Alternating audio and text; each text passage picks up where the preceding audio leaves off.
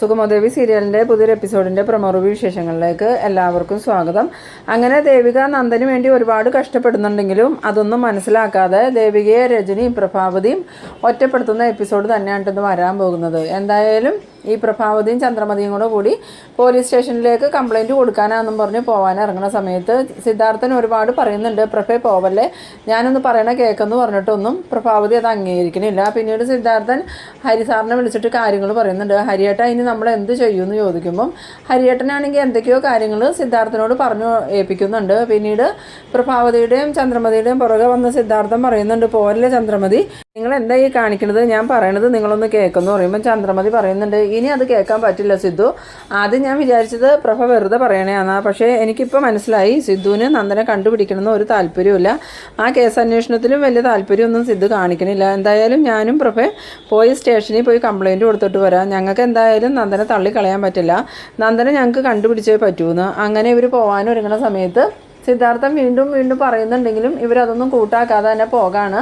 അപ്പോഴാണ് നമ്മളുടെ പ്രഭാവതിയുടെ phone ബെല്ലടിക്കുന്നത്. Prabhavati phone ബെല്ലടിച്ചതും പറയുന്നുണ്ട്, ഇതിപ്പോൾ എൻ്റെ പോക്ക് തടയാൻ വേണ്ടിയിട്ട് ആരോ വിളിക്കുന്നതാ, എന്തായാലും ഞാൻ ആ കോളിപ്പോൾ എടുക്കാൻ പോണില്ല എന്ന്. അങ്ങനെ വീണ്ടും ബെല്ലടിച്ചതും ചന്ദ്രമതി ആണെങ്കിൽ ഫോൺ എടുത്തിട്ട് അത് ഓപ്പൺ ചെയ്ത് നോക്കുന്നുണ്ട്. അന്നേരം പറയുന്നുണ്ട്, ഇതൊരു വീഡിയോ കോളാണല്ലോ എന്നും പറഞ്ഞുകൊണ്ട് വേഗം തന്നെ ചന്ദ്രമതി കോൾ അറ്റൻഡ് ചെയ്തതും നമ്മളുടെ ഫോണിൽ വീഡിയോ കോളിൽ കാണുന്നത് നമ്മളുടെ നന്ദനെ തന്നെയാണ്.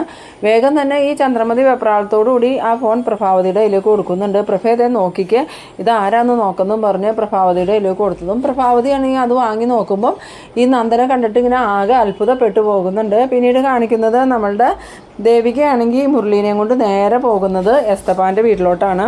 എസ്തപ്പാൻ്റെ വീട്ടിൽ ചെന്നതും എസ്തപ്പാനെ ചോദിക്കുമ്പോൾ എസ്തപ്പാനെ കൊണ്ട് ഇറങ്ങി വരുന്നുണ്ട്.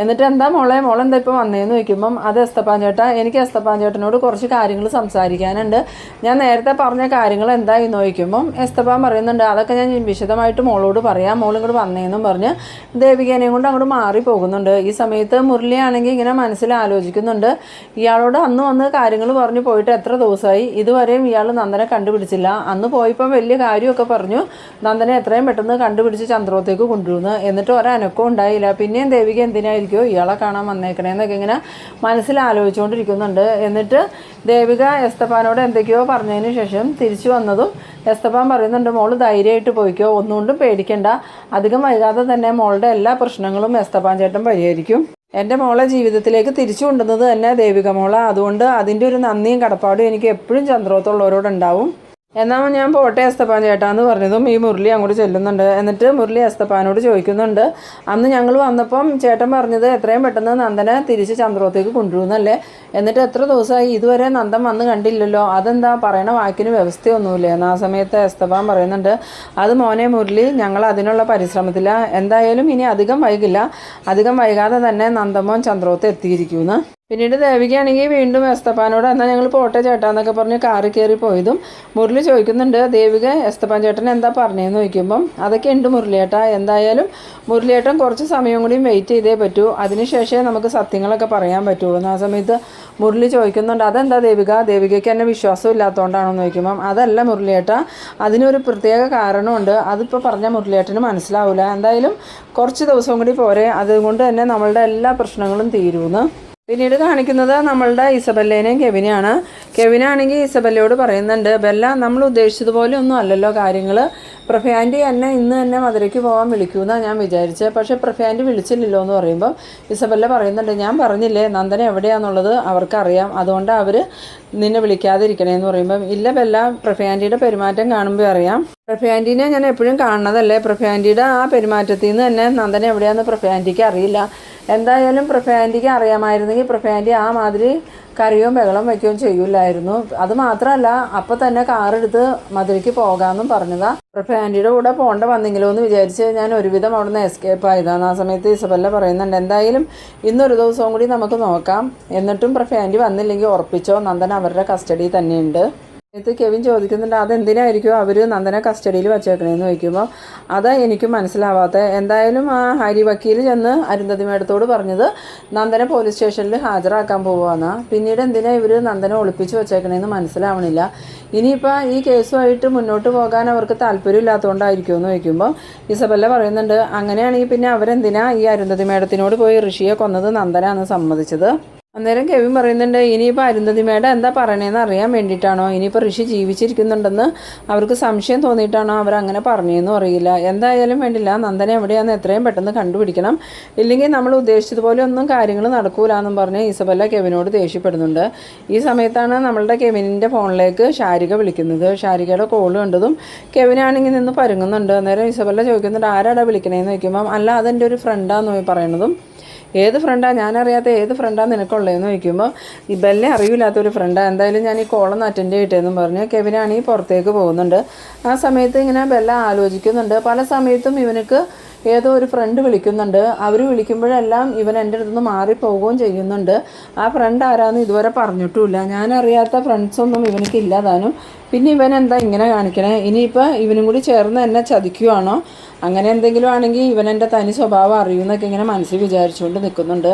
ഇതേ സമയം കെവിനാണെങ്കിൽ വെളിയിൽ ചെന്നിട്ട് ഫോൺ അറ്റൻഡ് ചെയ്തിട്ട് എന്താ ശാരി എന്താ വിളിച്ചതെന്ന് ചോദിച്ചതും കെവിൻ ചേട്ടൻ ഇത് എവിടെയാണ്, ഇവിടെ ആകെ പ്രശ്നമാണെന്ന് പറയുന്നു. അന്നേരം ഈ കെവിൻ ചോദിക്കുന്നുണ്ട് അവിടെ എന്ത് പ്രശ്നമാണെന്ന് ചോദിക്കുമ്പോൾ ഇവിടെ ഭാർഗവി ആൻറ്റി വന്നിട്ടുണ്ട്, മുരളിയേട്ടൻ്റെ അമ്മ ഇവിടെ കിടന്ന് ഭയങ്കര വഴക്കുണ്ടാക്കിക്കൊണ്ടിരിക്കുക, അവരെന്തിനാ അവിടെ ഒന്ന് വഴക്കുണ്ടാക്കണമെന്ന് ചോദിക്കുമ്പോൾ അത് വേറൊന്നുമല്ല, നന്ദേട്ടനെ എവിടെയാണെന്ന് കണ്ടുപിടിച്ചില്ല എന്നും പറഞ്ഞ് ചേച്ചീനെ ചീത്ത പറയാൻ വന്നതാ. ചേച്ചി ഇവിടെ ഇല്ലായിരുന്നു, അതുകൊണ്ട് എന്നെ കുറേ വഴക്ക് പറഞ്ഞിട്ട് അവരിവിടെ തന്നെ നിൽക്കുക, നന്ദേട്ടനെ കണ്ടുപിടിക്കാതെ ഇനി ഇവിടുന്ന് പോകില്ല എന്ന് പറഞ്ഞേക്കാം. അതിനവർ അവിടെ വന്ന് നിൽക്കണേ എന്തിനാന്ന് ചോദിക്കുമ്പോൾ എനിക്കറിയില്ല, ചേച്ചി MLA അല്ലേ, അപ്പം നന്ദേട്ടനെ കണ്ടുപിടിക്കാൻ ചേച്ചിക്ക് പറ്റില്ല എന്നും ചോദിച്ചാൽ അവരിവിടെ വന്ന് വഴക്കുണ്ടാക്കിക്കൊണ്ടിരിക്കണേ.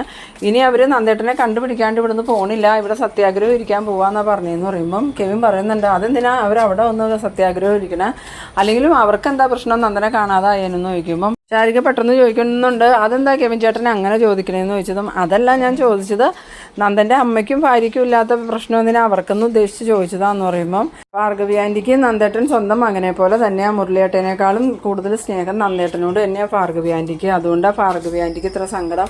എന്തായാലും കെവിൻ ചേട്ടനോട് ഞാൻ പറഞ്ഞ കാര്യത്തിന് എന്തെങ്കിലും തീരുമാനമായോ എന്ന് ചോദിക്കുമ്പം കെവിൻ പറയുന്നുണ്ട് ഒന്നും ആയില്ല ശാരിന്ന്. ആ സമയത്ത് ശാരി ചോദിക്കുന്നുണ്ട് എന്നിട്ടാണോ കെവിൻ ചേട്ടൻ മധുരയിൽ വെച്ച് കെവിൻ ചേട്ടൻ്റെ സുഹൃത്ത് നന്ദേട്ടനെ കണ്ടുവന്ന് പ്രഫയാൻറ്റിയോട് ചെന്ന് പറഞ്ഞിരുന്നു. അത് കേട്ടതും കെവിനാണെങ്കിൽ ആകെ ഞെട്ടുന്നുണ്ട്, ഇവളിത് അറിഞ്ഞ എങ്ങനെയാണെന്നുള്ള ഭാവത്തിൽ. അന്നേരം കെവിൻ പറയുന്നുണ്ട് അത് ഞാൻ വെറുതെ എന്നൊക്കെ ഇങ്ങനെ പറയുമ്പം അതെന്താ കെവിൻ ചേട്ടൻ്റെ സുഹൃത്ത് കണ്ടില്ലേ എന്ന് ചോദിക്കുമ്പം അവനക്കൊരു സംശയം മാത്രമേ ഉള്ളൂ ശാരി, അതങ്ങനെ ഉറപ്പിക്കാറൊന്നും ആയിട്ടില്ല. അങ്ങനെ സംശയത്തിൻ്റെ പുറത്താണോ കെവിൻ ചേട്ടൻ ചെന്ന് പ്രഫയാൻറ്റിനോട് അതൊക്കെ പറഞ്ഞത്. പ്രഫയാൻറ്റി ആണെങ്കിൽ അവിടെ കിടന്ന് ഭയങ്കര പ്രശ്നം, മധുരയ്ക്ക് പോയി അന്വേഷിക്കണമെന്നും പറഞ്ഞ് അങ്ങനെ മധുര ചെന്ന് എവിടെയാണെന്ന് വിചാരിച്ച് അന്വേഷിച്ച് കണ്ടുപിടിക്കണേ. കെവിൻ ചേട്ടൻ എന്തിനാ ആവശ്യമില്ലാത്തതൊക്കെ പറയാൻ പോയേ. എന്തായാലും കെവിൻ ചേട്ടൻ എന്നോട് നേരത്തെ പറഞ്ഞത് നന്ദേട്ടനെ കുറിച്ച് എന്തെങ്കിലും വിവരം കിട്ടിയാൽ ആ വിവരം ആദ്യം അറിയിക്കുന്നത് എന്നെ ആയിരിക്കും എന്നല്ലേ, പിന്നെ എന്നെ അറിയിക്കാണ്ട് എന്തിനാ പ്രഫയാൻറ്റിയോട് പോയി പറഞ്ഞ്. ആ സമയത്ത് നമ്മളുടെ കെവിനാണെങ്കിൽ എന്ത് പറയണമെന്ന് അറിയാതെ നിന്നിങ്ങനെ പരുങ്ങുമ്പം ശാരികയ്ക്ക് മനസ്സിലാവുന്നുണ്ട് കെവിൻ എന്തോ കള്ളത്തരം പറഞ്ഞതാണ്. അന്നേരം ശാരിക ചോദിക്കുന്നുണ്ട് അപ്പോൾ കെവിൻ ചേട്ടൻ പ്രഫയാൻറ്റീനെ കളിപ്പിക്കാൻ വേണ്ടി പറഞ്ഞാണോ എന്ന് ചോദിക്കുമ്പോൾ അതല്ല ശാരി, എൻ്റെ ഒരു സുഹൃത്ത് പറഞ്ഞിരുന്നു നന്ദനെ പോലെയുള്ള ഒരാളെ കണ്ടതുപോലെ തോന്നുന്നുണ്ടെന്ന്, അങ്ങനെ ഞാൻ പോയി പറഞ്ഞതാന്ന് പറയുമ്പോൾ അപ്പോൾ കണ്ടതുപോലെ തോന്നിയെന്നുള്ളൂ, അല്ലാതെ കണ്ടിട്ടല്ല അല്ലേ കെവിൻ ചേട്ടൻ ചെന്ന് പറഞ്ഞു. എന്തായാലും ഇത് വല്ലാത്തൊരു ചതിയായിപ്പോയി കെവിൻ ചേട്ടാ. ഇപ്പോൾ പ്രഫയാൻറ്റി ഭയങ്കര പ്രശ്നം ഉണ്ടാക്കിക്കൊണ്ടിരിക്കുക, ചേച്ചീനോടും ഗിരീഷ് ചേട്ടനോടൊക്കെ കൂടി മധുരയിൽ പോയി അന്വേഷിക്കാനാണ് പറയണേ. ഉറപ്പില്ലാത്ത കാര്യത്തിന് അങ്ങോട്ട് അന്വേഷിക്കാൻ പോയിട്ടുണ്ടെങ്കിൽ നന്ദേട്ടൻ എവിടെയാണെന്ന് നമുക്ക് അറിയാൻ പറ്റുമോ. എന്തായാലും തൽക്കാലം ആരും പോകാൻ തീരുമാനിച്ചിട്ടില്ല എന്ന്. അത് കേട്ടതും കെവിനാണെങ്കിൽ ഇങ്ങനെ ആശ്വാസത്തോടുകൂടി നിൽക്കുന്നുണ്ട്. എന്നാൽ ശരി കെവിൻ ചേട്ടാ, നന്ദേട്ടനെ കുറിച്ച് എന്തെങ്കിലും വിവരം കിട്ടുവാണെങ്കിൽ അറിയിക്കുമെന്നും പറഞ്ഞ് ശാരിക ഫോൺ വെക്കുന്നുണ്ട്. ശാരിക ഫോൺ വെച്ചിട്ട് ഇങ്ങോട്ട് വന്നതും അവിടെ നമ്മുടെ ഭാർഗവി ആണെങ്കിൽ കിടന്ന് മാധവനെയും രാധികയെയും പേടിപ്പിച്ചുകൊണ്ടിരിക്കുകയാണ്. ഭാർഗവി പറയുന്നുണ്ട് നന്ദമോനെ കണ്ടു കിട്ടാതെ ഞാനിനി ഇവിടുന്ന് പോകുന്ന പ്രശ്നമല്ല, ഞാനിവിടെ ഒരു പായ വിരിച്ചിരിക്കാൻ പോകാമെന്ന് പറയുമ്പോൾ മാധവൻ പറയുന്നുണ്ട് അതിനെന്താ ഭാർഗവി, നിനക്കിവിടെ ഇരിക്കുകയോ കിടക്കുകയോ എന്ത് വേണമെങ്കിലും ചെയ്യാം, പക്ഷെ അത് നന്ദമോനെ കണ്ടുപിടിച്ചില്ല എന്നും പറഞ്ഞാവണ്ട. എന്തായാലും ദേവികമോൾ അതിൻ്റെ പിന്നാലെ തന്നെയാണ്, എത്ര ദിവസമായി എൻ്റെ മോള് മനസ്സമാധാനമായിട്ടൊന്ന് ഉറങ്ങിയിട്ട് തന്നെ.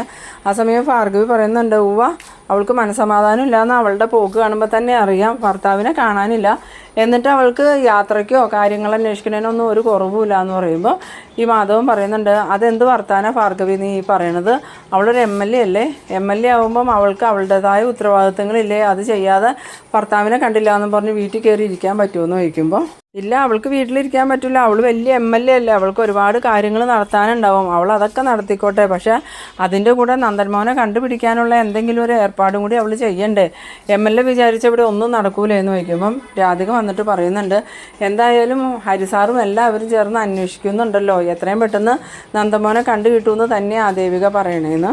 പിന്നീട് കാണിക്കുന്നത് നമ്മളുടെ അരുന്ധതിനെയാണ്. അരുന്ധതിയാണെങ്കിൽ ഇങ്ങനെ ആകെ സങ്കടപ്പെട്ട് തലയ്ക്ക് കൈയും കൊടുത്തിരിക്കുമ്പോൾ ഋഷി വന്നിട്ട് ചോദിക്കുന്നുണ്ട്, അമ്മ എന്തിനാ ഇങ്ങനെ വിഷമിച്ചിരിക്കണേന്ന് ചോദിക്കുമ്പം, പിന്നെ വിഷമിക്കാതെ സന്തോഷം കൊണ്ട് തുള്ളിച്ചാടാനുള്ള കാര്യങ്ങളാണല്ലോ നീ ഇവിടെ ചെയ്തേക്കണതല്ല, എന്തായാലും ഞാൻ പറയണത് അനുസരിച്ചോളണം, ഇല്ലെങ്കിൽ പിന്നെ നീ എന്നെ ജീവനോടെ കാണൂലെന്ന്.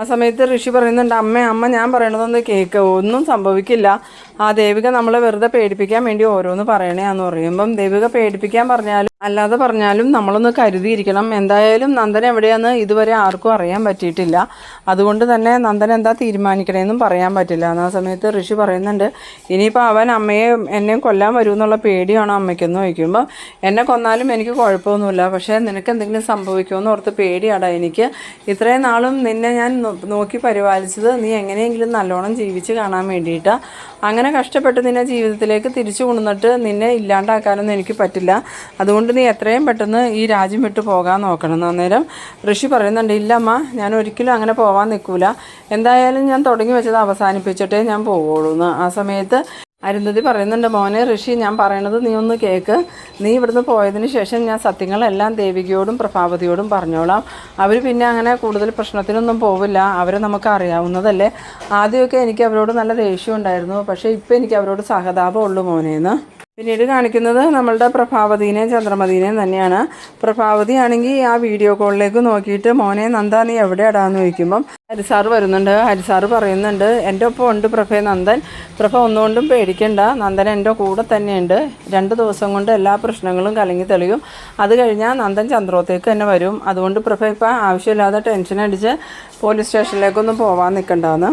സമയത്ത് പ്രഭാവതിക്കാണെങ്കിൽ കരയണോ ചിരിക്കണോ എന്ന് അറിയാൻ പാടില്ലാത്ത അവസ്ഥയിൽ നിൽക്കുമ്പം ഈ ചന്ദ്രമതി പറയുന്നുണ്ട്, ഇപ്പോൾ പ്രഭയുടെ ടെൻഷനൊക്കെ മാറിയില്ലേ, എന്തായാലും നന്ദൻ ഹരിയേട്ടൻ്റെ കൂടെ ഉണ്ടല്ലോ, ഇനിയിപ്പോൾ എന്തിനാ ടെൻഷൻ അടിക്കണേന്ന് ചോദിക്കുന്നു. ആ സമയത്ത് പ്രഭാവതി ഫോൺ വെച്ചതും സിദ്ധാർത്ഥനോട് ചോദിക്കുന്നുണ്ട്, അപ്പോൾ സിദ്ധു ഒക്കെ അറിഞ്ഞുകൊണ്ടല്ലേ എന്നെ ഇങ്ങനെ കളിപ്പിച്ചുകൊണ്ടിരുന്നതെന്ന് ചോദിച്ചതും സിദ്ധാർത്ഥനാണെങ്കിൽ ഇങ്ങനെ എന്ത് പറയണമെന്ന് അറിയാതെ നിൽക്കുന്ന ആ ഒരു സീനിലാണ് ഈ എപ്പിസോഡ് അവസാനിക്കുന്നത്. അപ്പോൾ നിങ്ങളെൻ്റെ വീഡിയോ ആദ്യമായി കാണുന്നവരാണെങ്കിൽ ചാനലൊന്ന് സബ്സ്ക്രൈബ് ചെയ്യാനും ഇഷ്ടമായാൽ ലൈക്ക് ചെയ്യാനും ഷെയർ ചെയ്യാനും മറക്കരുത്. അപ്പോൾ ഇതുപോലെ ഇൻട്രസ്റ്റിംഗ് ആയിട്ടുള്ള അടുത്തൊരു എപ്പിസോഡുമായി നമുക്ക് വീണ്ടും കാണാം. അതുവരേക്കും ബൈ ബൈ.